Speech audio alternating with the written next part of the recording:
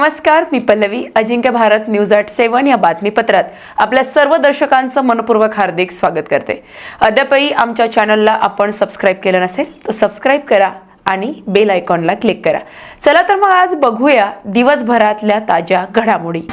टँकरमधून LPG gas चोरी, 87 लाखांचा मुद्देमाल जप्त, राज्य दक्षता पथकाची कारवाई. अकोला जिल्हाधिकारी कार्यालयातील पुरवठा विभागात साचले पाणी, नागरिकांची गैरसोय, प्रशासनाने लक्ष देण्याची गरज. अमरावती येथे बनावट हेल्मेटवर पोलिसांचा छापा, तब्बल 8,000 बनावट हेल्मेट केले जप्त. समृद्धी महामार्गावर दरोडा टाकणारी टोळी जेरबंद, वाशिम कारंजा पोलिसांनी 5 आरोपींना केली अटक. बातम्यांचा वेगवान पाठलाग, निर्भीड पत्रकारिता, जनसामान्याच्या प्रश्नांना वाचा फोडणारे चॅनल म्हणजे अजिंक्य भारत डिजिटल मीडिया. तर आता बघूया सविस्तर बातमीपत्र. टँकरमधील एलपीजी गॅसची चोरी करून तो दुसऱ्या टँकरमध्ये व लोखंडी टाकीत अवैधरित्या साठवून काळाबाजार करण्याचा प्रकार राज्य दक्षता पथकाने उघडकीस आणला.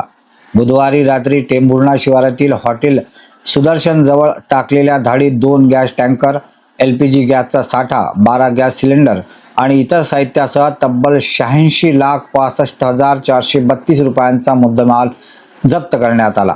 या प्रकरणी 7 जणांविरुद्ध अत्यावश्यक वस्तू अधिनियम 1955 अंतर्गत गुन्हा दाखल करण्यात आला आहे. राज्य दक्षता पथकाचे अध्यक्ष चंद्रकांत डांगे यांना मिळालेल्या गोपनीय माहितीच्या आधारे रात्री सुमारे 9 वाजता दरम्यान छापा टाकण्यात आला. कारवाई दरम्यान इंडियन कंपनीचे क्रमांकाचे टँकर सुद्धा आणि एक AP29V0546 क्रमांकाच्या टँकरमध्ये एलपीजी गॅस भरला जात असल्याचे तसेच एका लोखंडी टाकीतही गॅस साठवला जात असल्याचे आढळून आले. प्राथमिक तपासात चोरीचा गॅस घरगुती व व्यावसायिक सिलेंडरमध्ये भरून त्याचा काळा बाजार केला जात असल्याचा संशय व्यक्त करण्यात आला.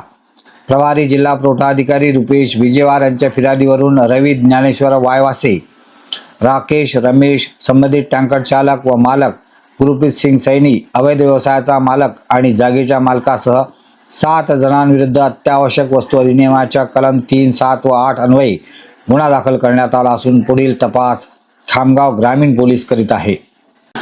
अकोला जिल्हाधिकारी कार्यालयातील पुरवठा विभागात पावसाचे पाणी साचल्याने रेशन कार्ड धारक नागरिकांना मोठ्या गैरसोयीचा सामोरे जावं लागत आहे. रेशन कार्ड धारकांशी संबंधित विविध कामांसाठी येणारे दिव्यांग, ज्येष्ठ नागरिक तसेच महिला आणि सर्वसामान्य नागरिकांना साचलेल्या पाण्यातून मार्ग काढत कार्यालयात जावे लागत आहे. त्यामुळे नागरिकांनी प्रशासनाच्या नियोजनावर प्रश्नचिन्ह उपस्थित केले आहे. जिल्हाधिकारी कार्यालयासारख्या महत्त्वाच्या शासकीय ठिकाणीच जलनिकासीची समस्या कायम असल्याने नागरिकांमध्ये नाराजी व्यक्त होत आहे. पावसाळ्यात ही समस्या वारंवार उद्भवत असल्याचा आरोपही करण्यात येत आहे. साचलेल्या पाण्याची तातडीने निकासी करून कायमस्वरूपी उपाययोजना कराव्यात अशी मागणी नागरिकांकडून करण्यात येत आहे. राशन कार्ड संबंधित आम्ही इथे कलेक्टर ऑफिसला आलो होतो आणि इथे आल्यानंतर आमचे प्रमाणपत्राची टक्के वाढू शकते अशी परिस्थिती आता बघा. म्हणजे पहिल्याच मान्सून एवढं जोरात आला आणि पहिलेच दिवशी अशी परिस्थिती झालेली आहे आणि इथे राशन कार्ड डिपार्टमेंटला 31 तारीख ठेवलेली आहे धान्याचे अर्ज करायला. तर म्हणून हे एक चिंताजनक प्रश्न आहे. तर याच्याकडे लक्ष दिलं पाहिजे अशी आमच्या सर्वांच्या वतीने विनंती आहे. अमरावती शहरात हेल्मेट सक्ती लागू झाल्यानंतर रस्त्यावर स्वस्त व निकृष्ट दर्जाच्या हेल्मेटची विक्री वाढल्याच्या पार्श्वभूमीवर पोलिसांनी मोठी कारवाई केली. रेल्वे स्टेशन चौक परिसरातील शीतल लॉज येथे छापा टाकून सुमारे 8,000 निकृष्ट व बनावट हेल्मेटचा साठा जप्त करण्यात आला. या कारवाई दरम्यान पोलिसांनी हेल्मेट विक्री करणाऱ्या 4 जणांना ताब्यात घेतले असून प्राथमिक माहितीनुसार ते सर्व बिहार राज्यातील असल्याचे समोर आले आहे. जप्त करण्यात आलेल्या हेल्मेटची गुणवत्ता आणि त्यावरील प्रमाणपत्राची सत्यता तपासली जात असून संबंधितावर कायदेशीर प्रक्रिया सुरू आहे. 24 जुलैपासून अमरावती शहरात हेल्मेट सक्तीची अंमलबजावणी सुरू झाल्यानंतर अनेक ठिकाणी रस्त्यावर स्वस्त दरात हेल्मेटची विक्री होत असल्याचे दिसून येत आहे. मात्र यातील अनेक हेल्मेट निकृष्ट दर्जाचे असून नागरिकांच्या सुरक्षेची थेट तडजोड करणारे असल्याचा संशय व्यक्त केला जात होता. त्यानंतर पोलिसांनी ही धडक कारवाई करत मोठा साठा जप्त केला. या प्रकरणाला पुढील तपास सुरू असून बनावट किंवा निकृष्ट दर्जाच्या सुरक्षा साहित्याची विक्री करणाऱ्यांविरुद्ध कठोर कारवाईचा इशारा पोलिसांनी दिला आहे. समृद्धी महामार्गावर वाहन चालकांना शस्त्राचा धाक दाखवून लूट करणाऱ्या आंतरजिल्हा 5 जणांच्या टोळीला स्थानिक गुन्हे शाखा वाशिम व कारंजा शहर पोलिसांनी संयुक्त कारवाई करत जेरबंद केले आहे. कारंजा शहर पोलीस ठाण्यात दाखल गुन्ह्यात बिहार येथील बँक व्यवस्थापक प्रशांत रंजन हे वॅगनार वाहनाने प्रवास करत असताना कारंजा परिसरात विश्रांतीसाठी थांबले होते. त्यावेळी 4 अज्ञात आरोपींनी तलवार व लोखंडी रॉडचा धाक दाखवून त्यांच्याकडील 15,000 रुपयांचा मुद्देमाल लुटला होता. या प्रकरणाचा तपास करताना स्थानिक गुन्हे शाखा वाशिम यांना मिळालेल्या माहितीच्या आधारे भैया उर्फ हर्षद साबळे याला ताब्यात घेण्यात आले. त्याच्या चौकशीतून अन्य 4 साथीदारांना अटक करण्यात आली. आरोपीकडून चोरीची रोकड, 4 चाकी वाहन, लोखंडी रॉड, 2 बनावट पिस्तूल व 5 मोबाईल असा मुद्देमाल जप्त करण्यात आला आहे. ही कारवाई अधीक्षक निकेश काटमोडे पाटील यांच्या मार्गदर्शनाखाली करण्यात आली. पुढील तपास कारंजा शहर पोलीस करीत आहेत. घेऊया एक छोटीशी विश्रांती. विश्रांतीनंतर पुन्हा भेटणार आहोत अजिंक्य भारत न्यूज @ 7 या बातमीपत्रात. आजचा अजिंक्य भारत ई पेपर वाचलात का? देश विदेश, राज्य, जिल्हा आणि आपल्या परिसरातील घडामोडी आता तुमच्या बोटांच्या टोकावर. राजकारण, शिक्षण, कृषी, उद्योग, मनोरंजन, क्रीडा आणि समाजातील प्रत्येक महत्त्वाची बातमी सर्व काही एका ठिकाणी. मोबाईल, टॅब, लॅपटॉपवर सहज वाचा आणि रहा नेहमी अपडेट. आजच भेट द्या आमच्या संकेतस्थळाला www.ajinkyaBharatnews.com आणि जोडा स्वतःला सत्य, विश्वास आणि वेगवान पत्रकारितेशी. अजिंक्य भारत वृत्तपत्र, बातम्यांचा वेगवान पाठलाग. विश्रांतीनंतर पुन्हा आपल्या सर्व दर्शकांचं मी पल्लवी मनपूर्वक हार्दिक स्वागत करते. बघूया पुढील सविस्तर बातम्या. बार्शी टाकळी तालुक्यातील पिंजर येथील जुन्या बसस्थानकावर खासगी वाहनांचा अड्डा निर्माण झाल्याने एसटी बस चालक आणि प्रवाशांना मोठ्या गैरसोयीला सामोरे जावे लागत आहे. बसस्थानक परिसरात खासगी वाहने, अवैध प्रवासी वाहतूक करणारी वाहने तसेच जड वाहने तासनतास उभी राहत असल्याने एसटी बसला वळण घेण्यासाठी किंवा बसस्थानकात प्रवेश करण्यासाठी पुरेशी जागा मिळत नाही. परिणाम बस चालकांना बराच वेळ थांबावे लागते आणि प्रवाशांचा वेळही वाया जात आहे. स्थानिक नागरिकांच्या म्हणण्यानुसार बसस्थानकात बाहेरगावून येणारे ट्रक आणि इतर जड वाहने दीर्घकाळ उभी राहत असल्याने मागून येणाऱ्या एसटी बसला रस्त्यावरच थांबावे लागते. समोरील वाहन हटेपर्यंत बसला पुढे जाता येत नसल्याने प्रवाशांना विनाकारण तासनतास प्रतीक्षा करावी लागते. याशिवाय अनेकदा सार्वजनिक रस्त्याच्या मध्यभागी वाहने उभी केली जातात. मागील वाहनांकडून वारंवार हॉर्न दिल्यानंतरही संबंधित चालक वाहने हटवत नसल्याने वाहतुकीत अडथळा निर्माण होतो. यामुळे भविष्यात कायदा व सुव्यवस्थेचा प्रश्न निर्माण होण्याची शक्यता नाकारता येत नाही, अशी चिंताही नागरिकांमधून व्यक्त केली जात आहे. या पार्श्वभूमीवर पिंजर येथील जुन्या बसस्थानकावर कायमस्वरूपी वाहतूक पोलीस शिपायाची नियुक्ती करावी. बसस्थानक परिसरातील बेकायदा उभी असलेली खासगी वाहने व लोडिंग ट्रक हटवून एसटी बससाठी पुरेशी जागा उपलब्ध करून द्यावी. तसेच वाहतुकीला अडथळा निर्माण करणाऱ्या आणि नियमांचे उल्लंघन करणाऱ्या जड वाहनांवर कठोर कारवाई करावी, अशी मागणी नागरिकांनी प्रशासन आणि पोलीस विभागाकडे केली आहे. अजिंक्य भारत न्यूज करिता दिलीप जाधव, पिंजर. वंचित बहुजन आघाडीच्या प्रदेश कार्यकारिणीच्या निवडीसाठी राज्यभरात प्रथमच बॅलेट पेपरद्वारे लोकशाही पद्धतीनं मतदान सुरू झालं आहे. प्रदेश अध्यक्षपदासाठी 3 तर राज्य कार्यकारिणी सदस्यपदासाठी 12 उमेदवार निवडणुकीच्या रिंगणात आहेत. अकोल्यातील 1 उमेदवार प्रदेश अध्यक्षपदासाठी दावेदारी आहे. अकोल्यातील अशोक वाटिका येथे सकाळी 8 ते दुपारी 4 वाजेपर्यंत मतदान प्रक्रिया सुरू असून रिमझिम पावसातही कार्यकर्त्यांनी उत्स्फूर्त प्रतिसाद दिला.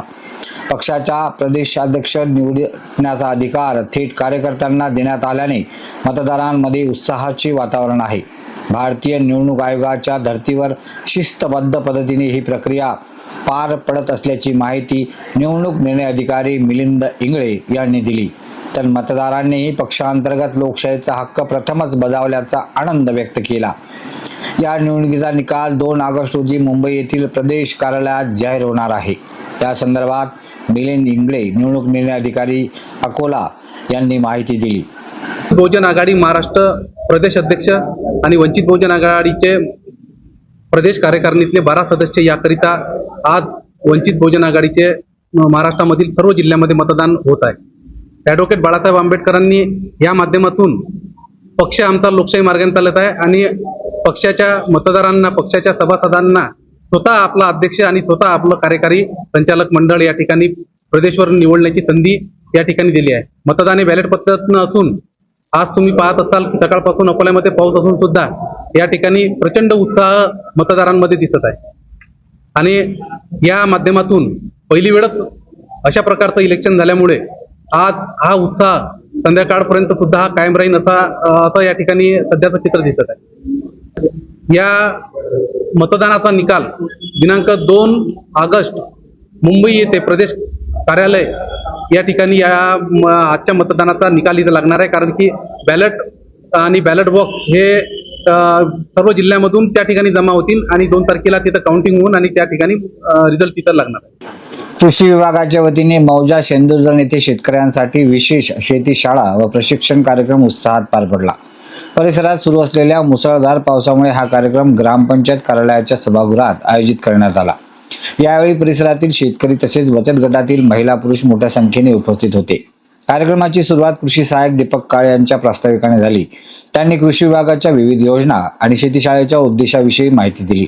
त्यानंतर आत्माची बीटीएम सचिव काळे व कृषी सहाय्यक दीपक काळे यांनी नैसर्गिक शेती, उमनी अळीचे नियंत्रण, प्रधानमंत्री पीक विमा योजना, फळबाग लागवड योजना, महा डीबीटी पोर्टल तसेच कपास क्रांती योजनेबाबत सविस्तर मार्गदर्शन केले. हळद उत्पादक शेतकऱ्यांसाठी आयोजित विशेष सत्रात सचिन काळे यांनी हळदीचे मूल्यवर्धन प्रक्रिया व विपणनाचे महत्त्व विशद केले. शेतकरी व बचत गटांनी स्वतःचा ब्रँड विकसित करून थेट बाजारपेठेत विक्री केल्यास आर्थिक लाभ मिळू शकतो असे त्यांनी सांगितले. उपसरपंच नकुल शिंगणे यांनी प्रधानमंत्री सूक्ष्म अन्न प्रक्रिया उद्योग योजनेअंतर्गत उपलब्ध अनुदानाची माहिती देत हळद प्रक्रिया उद्योग उभारण्याचे आवाहन केले. कार्यक्रमाच्या शेवटी शेतकऱ्यांना कृषी निविष्ठा व पीक संरक्षणासाठी आवश्यक औषधांचे वाटप करण्यात आले. यावेळी ग्रामविकास अधिकारी प्रकाश आढाव, सरपंच सौ शोभाताई शिंगणे, उपसरपंच नकुलभाऊ शिंगणे तसेच ग्रामस्थ व शेतकरी मोठ्या संख्येने उपस्थित होते. साहेबराव शिंगणे, प्रतिनिधी अजिंक्य भारत, सिंदखेड राजा. बार्शी टाकळी तालुक्यातील पिंजर येथील श्री विठ्ठल रुक्मिणी मंदिरात यात्रेनिमित्त गुरुवारी भाविकांची मोठी गर्दी उसळली होती. पहाटेपासूनच विठ्ठल रुक्मिणींच्या दर्शनासाठी भक्तांच्या लांबच लांब रांगा लागल्या होत्या. मंदिर परिसर जय हरी विठ्ठलच्या गजराने भक्तिमय झाला होता. यात्रेनिमित्त श्री विठ्ठल रुक्मिणी संस्थानच्या वतीने सकाळी महाभिषेक, महापूजा तसेच विविध धार्मिक विधींचे आयोजन करण्यात आले. त्यानंतर भजन, कीर्तन आणि अन्य धार्मिक कार्यक्रम भक्तिभावाने पार पडले. या यात्रेसाठी अकोला, अमरावती, यवतमाळ, वाशिम, बुलढाणा आदी जिल्ह्यातून हजारो भाविकांनी उपस्थिती लावली. मंदिर प्रशासन आणि ग्रामस्थांच्या वतीने भव्य महाप्रसादाचे आयोजन करण्यात आले. हजारो भाविकांनी महाप्रसादाचा लाभ घेतला. यात्रेच्या यशस्वी आयोजनासाठी गावातील तरुण मंडळी, मंदिर ट्रस्ट आणि ग्रामस्थांनी परिश्रम घेतले. यात्रेदरम्यान कायदा व सुव्यवस्था अबाधित राहावी यासाठी पिंजर पोलीस ठाण्याचे ठाणेदार गजानन राठोड, पोलीस उपनिरीक्षक अभिषेक नवघरे, जमादार नागसेक वानखडे, चंद्रशेखर गोरे यांच्यासह कर्मचाऱ्यांनी चोख पोलीस बंदोबस्तात सहभाग घेतला. अमरावती राजापेठ उड्डाणपुलावर 2 दिवसापूर्वी झालेल्या भीषण अपघातात 2 महिलांचा मृत्यू झाल्यानंतर विधान परिषद आमदार प्रवीण पोटे पाटील यांनी आज घटनास्थळी भेट देऊन पाहणी केली. यावेळी महापौर, भाजप पदाधिकारी तसेच महानगरपालिका, सार्वजनिक बांधकाम विभाग आणि पोलीस विभागाचे अधिकारी उपस्थित होते. पाहणी दरम्यान उड्डाणपुलावरील वाहतुकीस अडथळा करणारा चबुतरा जेसीबीच्या सहाय्याने हटविण्याचे निर्देश देण्यात आले. तसेच शहरातील उड्डाणपूल आणि गेटच्या कामादरम्यान खालून वाहतूक सुरू ठेवण्याचे नियोजन करण्याचे निर्देशही संबंधित विभागाला दिले. प्रवीण पोटे पाटील यांनी सांगितले की महानगरपालिका, पीडब्ल्यूडी आणि पोलीस विभागाने समन्वयाने काम केल्यास अशा दुर्घटना टाळता येऊ शकतात. शहरातील अनेक रस्ते आणि उड्डाणपुलावर खालील मार्ग दीर्घकाळ बंद असल्याने वाहतुकीवर अतिरिक्त ताण येत असून त्यामुळे अपघाताची शक्यता वाढत असल्याचे त्यांनी नमूद केले. हेल्मेट सक्तीबाबत बोलताना त्यांनी हेल्मेट वापरणे बंधनकारकच असावे अशी भूमिका घेतली. मात्र हेल्मेट सोबतच पोलीस विभागाने वाहतूक नियमांचे काटेकोर पालन, विरुद्ध दिशेने वाहन चालवणाऱ्यावर कारवाई आणि नंबर प्लेट नसलेल्या वाहनावर नियंत्रण ठेवण्यावरही भर द्यावा असे त्यांनी सांगितले. अपघातासाठी एकाच विभागाला जबाबदार धरता येणार नसल्याचे स्पष्ट करत प्रशासन, संबंधित विभाग आणि नागरिकांनी आपापली जबाबदारी पार पाडल्यास अपघाताचे प्रमाण कमी होऊ शकते असेही त्यांनी यावेळी सांगितले. आज मी या ठिकाणी कालचा परवाचा जो ऍक्सिडेंट झाला त्या अनुषंगाने या ठिकाणी व्हिजिट करता आलो. सगळ्यात महत्त्वाचं, अमरावतीमध्ये मोठ्या प्रमाणामध्ये गेट्स उभे करणं चालू आहे. गेट्स उभे करणं हा किंवा ते करू नये हा आमचा विषय नाही. आमचा विषय हा आहे की गेटच्या खालून ट्रॅफिक चालत राहिली पाहिजे. ज्याप्रमाणे रेल्वे फाटक किंवा रेल्वे डिपार्टमेंटचं जेव्हा काम होतं तेव्हा रेल्वे चालूच राहते. ब्रिजचं काम चालू असताना रेल्वे कधी थांबत नाही. त्या पद्धतीने यांनी काम केलं पाहिजे. महानगरपालिका, पोलीस डिपार्टमेंट आणि पीडब्ल्यूडी डिपार्टमेंट हे संयुक्त एका ठिकाणी येऊन त्यांनी जर बैठक केली तर असे प्रॉब्लेम होणार नाही. जेणेकरून आज आपण इथला राजापेठचा आपण पूल पाहतोय आणि पुलाच्या खाली एक रस्ता आहे. तो रस्ता यांनी जवळपास एक 2-4 महिन्यापासून बंद करून ठेवला. ज्या लोकांना अंबादेवीकडे जायचं आहे ते लोकांना वरून पुलावरून यावं लागते. म्हणजे तसंच आपला एक राजकमलचा पूल बंद असल्यामुळे मोठ्या प्रमाणात त्या ठिकाणी लोड वाढलेला आहे. या लोड वाढलेत असताना आपण जर काही रस्ते बंद करून ठेवले तर तुम्हाला सांगतो की निश्चित मोठ्या प्रमाणात त्याचा ऍक्सिडेंट हा आपला ऍक्सिडेंट जो पाहिला हा तर याच्यामध्ये एक परिवार खतम झालेला आहे. एक परिवारातला कोणी जर मरत असेल तर ते लेकरं त्यांच्या मुलं रस्त्यावर येतात. हे साधारणतः सगळ्या अधिकाऱ्यांनी गोष्ट समजून घेतली पाहिजे. कारण तुम्हाला सांगतो कुठलाही अधिकारी एकदा बसला की तो 57 वर्ष 58 वर्ष खुर्चीवर बसतो. त्याला रिटायरमेंट शिवाय कुठे बाहेर जायची गरज पडत नाही किंवा तो त्याची बदली होऊ शकतो. पुन्हा एक नजर आजच्या ठळक घडामोडींवर.